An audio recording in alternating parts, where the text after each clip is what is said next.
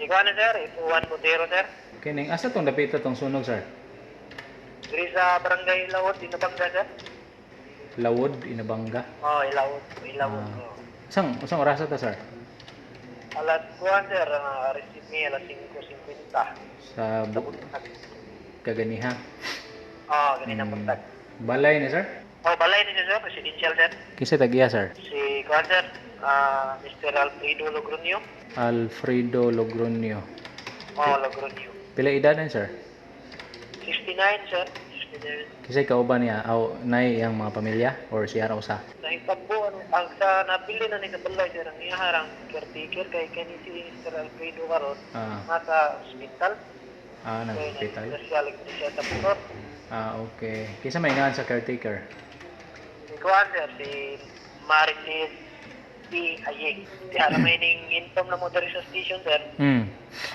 Nagmotor nga mao na use smoke nga anay kayo na mao na galing may recording sa among water kanang na istigahan kanina kanang partial kuan due to kuan sir sa electrical sir. Electrical. Kana bang murag naay nga lupag bila sir nga na mao okay. tinunggan spark nya tumubuto siya. Okay. Asa man kuno ga sugod sir ang sunog? Among kuan sir diri sa bedroom sa kining ni Mr. Alfredo sa iyang Kwarto. kwarto. Okay. Unya ang kining si Marites asa man dapita siya? Kuan sir naras sa kanang kilid nga balay niya. Well, nagluto siya pagka mga buntag ko na lasing ko, nakabantay siya na aso na ang kwarto sa iyang player nga si Mr. Alfredo. Dos andanan siya sir or bungalow ra? Kuan na sir, kanang bungalow. Bungalow ra type. One story na sir. Sa may light material or semi? Concrete na sir, pero ang iyang mga trusses, Kahoy. ra po siya. Pilay damage siya ni sir?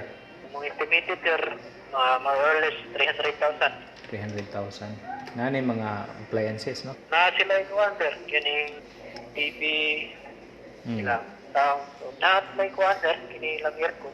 Aircon pod. Sila aircon. Way na appeal nga ubang mga nasunog sir sa gawas balay. Kanira sa iyang kuan sir, kini iyang balay, wala hinuon kaloy sa Ginoo, wala nakakuan og lain nga bike. Pero nay mga silingan. Nay mga silingan doon. Nay silingan sa doon ra kayo. Doon ra mga pila ka metro ka ang gilay. Lagi kayo sir, mga 2 meters lagi, tapat lagi, patir lagi nakakuan sir. Doon ra. Ako lang na cooling kayo. Okay. Ang katong caretaker, kumusta man? Okay naman siya sir, pero siya na nagkuha na mo, inform sa yang higawat. Okay. So walay kuan ani, walay mga na-injured. Injury sir, wala mo sir. Inyong mga sakop para personnel wala pa. Wala ra pa sir. Okay ra. Mga sa kaloyan pa do. Kanang ang alarm sir asa taman? Sir?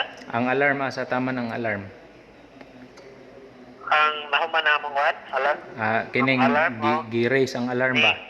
Fire out ni mga alas 6:25 sa buntag sir. Fire out na. Fire out.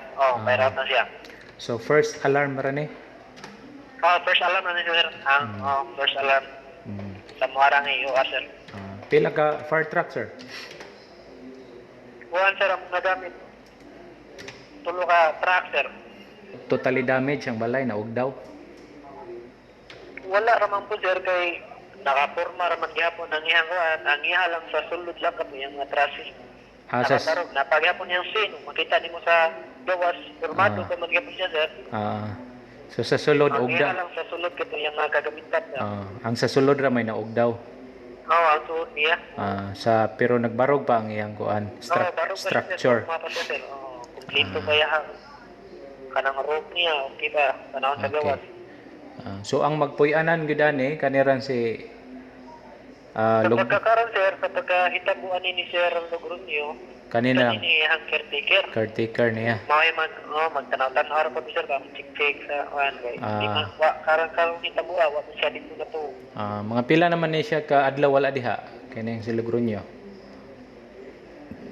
Sukat pagkahitabo niya sir.